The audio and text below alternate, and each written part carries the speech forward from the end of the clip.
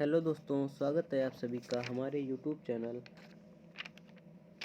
Airman सकिया जी पर। आज से हम आपको इंग्लिश ग्रामर में डेली टॉपिक वाइज कॉन्सेप्ट के साथ साथ प्रैक्टिस भी कराने वाले हैं। चलिए देखते हैं आज का हमारा टॉपिक क्या रहेगा। आज का हमारा टॉपिक रहेगा एडजेक्टिव।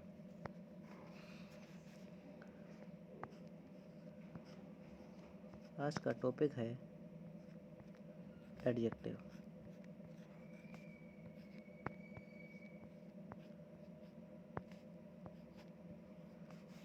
एडजेक्टिव विशेषण।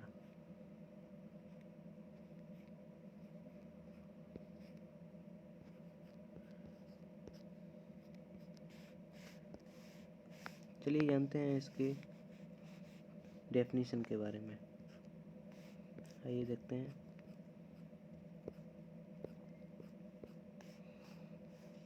इसकी डेफिनेशन है एक ऐसा शब्द जो नाउन और प्रोनाउन की विशेषता बताता है, विशेषण कहलाता है। एक ऐसा शब्द जो नाउन और प्रोनाउन की विशेषता बताता है एडजेक्टिव कहलाता है। चलिए देखते हैं आगे। दूसरे शब्दों में हम इसको कह सकते हैं विशेषता बताने वाले शब्दों को एडजेक्टिव्स कहा जाता है। ठीक है, चलिए इंग्लिश में देखते हैं इसको। Qualifying words are known as adjectives. ये है इंग्लिश में। ठीक है, चलिए आगे देखते हैं examples. Prem is a rich man. Prem एक अमीर व्यक्ति है। इसमें प्रेम की विशेषता बताई जा रही है। क्या विशेषता बताई जा रही है? प्रेम इज अ रिच मैन मतलब अमीर व्यक्ति। उसको अमीर व्यक्ति बताया जा रहा है, मतलब एक अमीर व्यक्ति है कौन? प्रेम। चलिए देखते हैं। तो ये नाउन हो गया, ये है एडजेक्टिव। ये नाउन है, ये एडजेक्टिव है, ये आर्टिकल है, ये मैन वर्ब दी हुई है, ये है मैन वर्ब, ये है सब्जेक्ट, ये है सब्जेक्ट। चलिए देखते हैं आगे। Meera has a big house. मीरा के पास एक बड़ा घर है। Meera has a big house. ठीक है, ऊपर वाले की तरह है बिल्कुल। चलिए देखते हैं आगे। He is excellent student in my class. इसमें स्टूडेंट की विशेषता क्या बताई गई है? एडजेक्टिव में ये है एक्सीलेंट। ये क्या है? एक्सीलेंट। ये है स्टूडेंट की विशेषता। चलिए, ये कॉम्प्लीमेंट दिया हुआ है। सबसे पहले हम आपको बता दें, आपको ज्ञात होना चाहिए सेंटेंस के पार्ट ऑफ स्पीच के बारे में। ठीक है, चलिए आगे देखते हैं। Kinds of adjectives. देखते हैं नंबर 1, एडजेक्टिव ऑफ क्वालिटी। इसको हिंदी में कहते हैं गुणवाचक विशेषण। क्या कहते हैं हिंदी में इसको? गुणवाचक विशेषण, या इंग्लिश में दूसरी तरीके से कह सकते हैं क्वालिटेटिव एडजेक्टिव। दूसरी तरीके से क्या बताया हमने आपको? Qualitative adjectives. मीनिंग देखिए इसकी, QUALI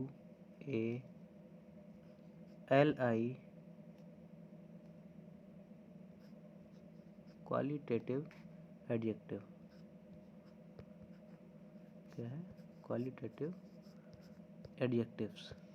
ठीक है, चलिए देखते हैं एग्जांपल्स। मतलब बताया गुणवाचक विशेषण, तो good, bad, long, short, small आदि। चलिए आगे देखिए। दूसरा next point, adjective of number. ये तो पता ही होगा आपको, संख्यावाचक विशेषण बोलते हैं इसको हिंदी में। हिंदी में क्या कहते हैं?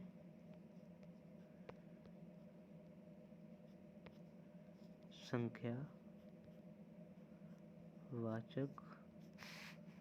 विशेषण।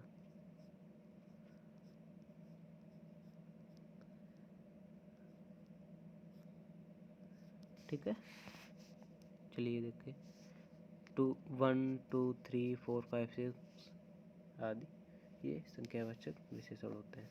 नेक्स्ट देखिए, नेक्स्ट है एडजेक्टिव ऑफ क्वांटिटी। इसको कहते हैं परिणामवाचक विशेषण। क्या कहते हैं हिंदी में इसको? परिणामवाचक विशेषण। देखिए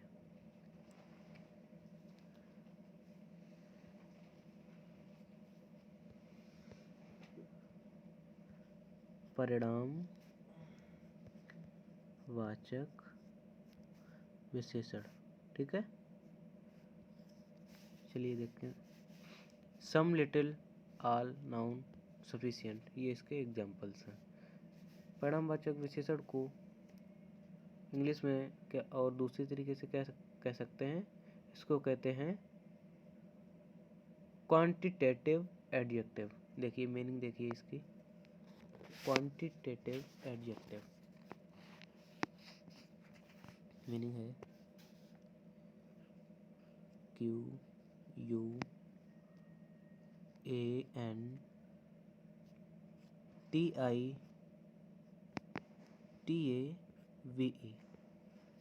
क्वांटिटेटिव एडजेक्टिव।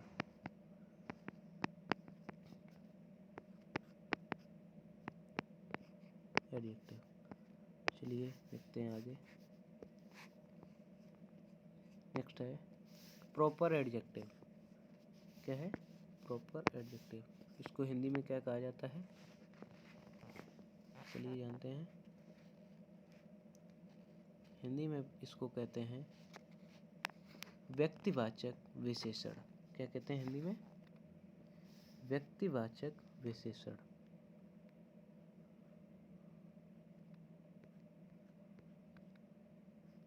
व्यक्तिवाचक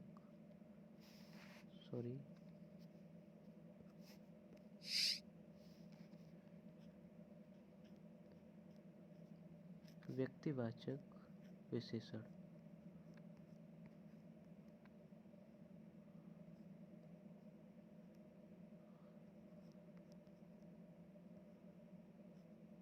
ये ऊपर लिख दिया थोड़ा इसीलिए। चलिए एग्जाम्पल्स देखते हैं इसके। Indian, American, Russian, Japanese, Chinese, ऐसे बोल सकते हैं। एग्जाम्पल है ये। नेक्स्ट देखिए आगे, ये है पजेसिव एडजेक्टिव। इसको हिंदी में कहते हैं, पजेसिव एडजेक्टिव को हिंदी में क्या कहते हैं बताइए? संबंध या अधिकारबोधक विशेषण। हिंदी में क्या कहते हैं इसको? यहाँ पे लिख देते हैं, यहाँ जगह नहीं बचती है, बाद में दिक्कत होती है फिर।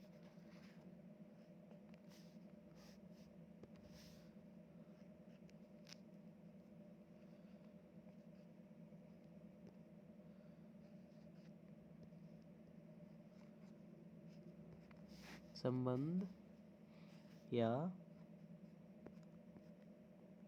अधिकारबोधक विशेषण।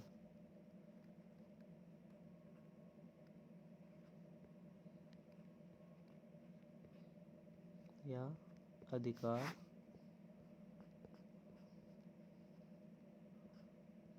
बोधक विशेषण।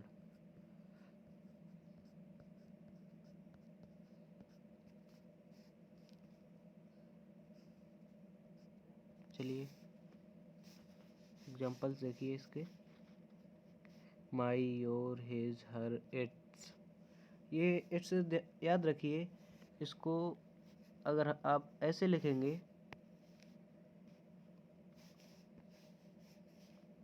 देखिए ऐसे, तो ये हो जाता है इट इज। ये ध्यान रखने योग्य बात है क्योंकि ये परीक्षा में आ जाता है कभी कभी, और इट्स लिखा जाता है ऐसे। ठीक, पजेसिव एडजेक्टिव में। देखिए आगे, ये है डिस्ट्रीब्यूटिव एडजेक्टिव। इसको हिंदी में कहते हैं व्यष्टिवाचक विशेषण। देखिए हिंदी में इसको कहते हैं व्यष्टिवाचक विशेषण।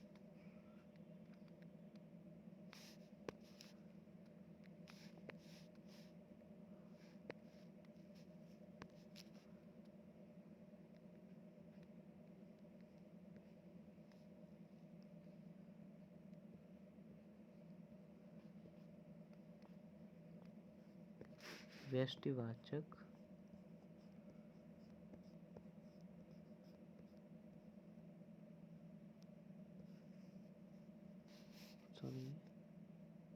चलो बना दें विशेषण। ठीक है, आगे देखिए examples, each, every, either, neither, ये हैं एग्जाम्पल जिसके। नेक्स्ट देखिए डिमॉन्स्ट्रेटिव एडजेक्टिव।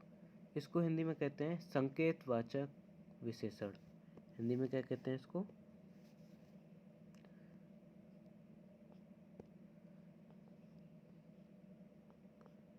संकेत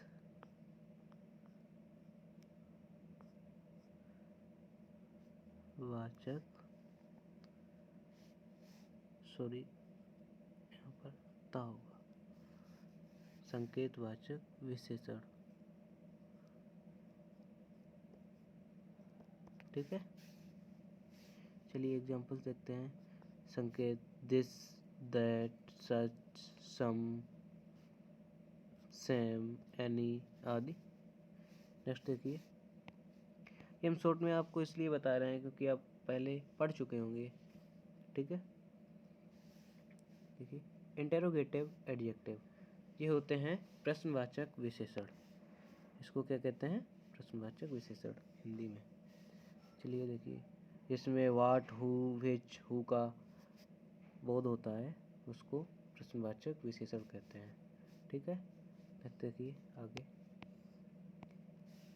एम्फेटिक एडजेक्टिव। एम्फेटिक एडजेक्टिव सामान्यतः दो ही होते हैं, यू, वेरी एंड ऑन। ठीक है,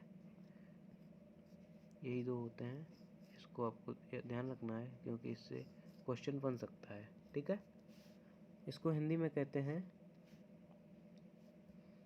दबाव बोधक विशेषण। क्या कहते हैं हिंदी में? नहीं सॉरी, इसको हिंदी में कहते हैं दबाव बोधक नहीं कहते हैं शायद,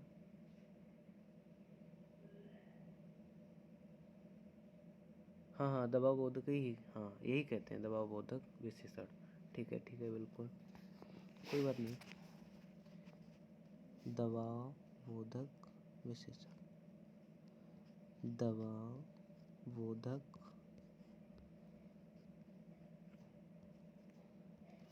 विशेषण। ठीक है, इसको हिंदी में दबाव बोधक विशेषण कहते हैं। चलिए देखिए आगे लास्ट पॉइंट है ये एक्सक्लेमेटरी एडजेक्टिव। इसमें सिर्फ वर्ड का ही आंसर आता है एग्जाम्पल में, जिसे कहते हैं विस्मय बोधक विशेषण। ठीक है, क्या कहते हैं इसको? विस्मय बोधक विशेषण। देखिए विस्मय बोधक विशेषण,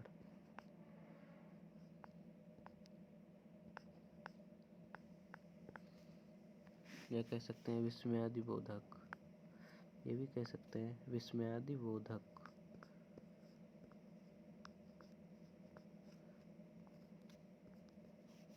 विशेषण।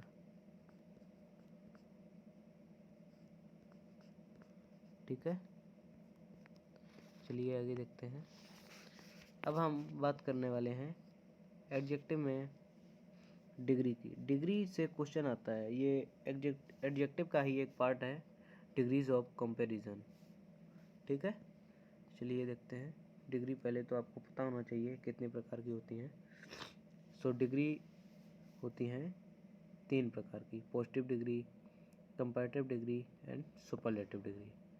ठीक है, कौन कौन सी बताई मैंने आपको? देखिए लिख दे रहे हैं हम आपको। Number first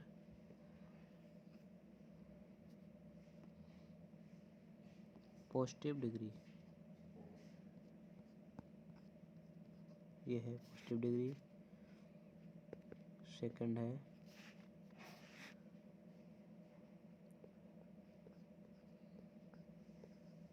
comparative degree. Third है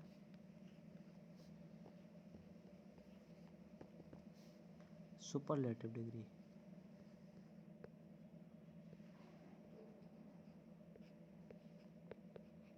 ये क्या है? सुपरलेटिव। ठीक है, आगे देखते हैं। चलिए देखिए, पॉजिटिव डिग्री देखिए पहले।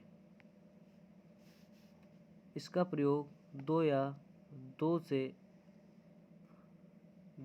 से अधिक व्यक्ति के बीच में समानता दिखाने के लिए बिल्कुल भी नहीं किया जाता है। इसका प्रयोग सिर्फ दो व्यक्तियों या वस्तु के बीच में समानता दिखाने के लिए किया जाता है। देखिए नीचे क्या है।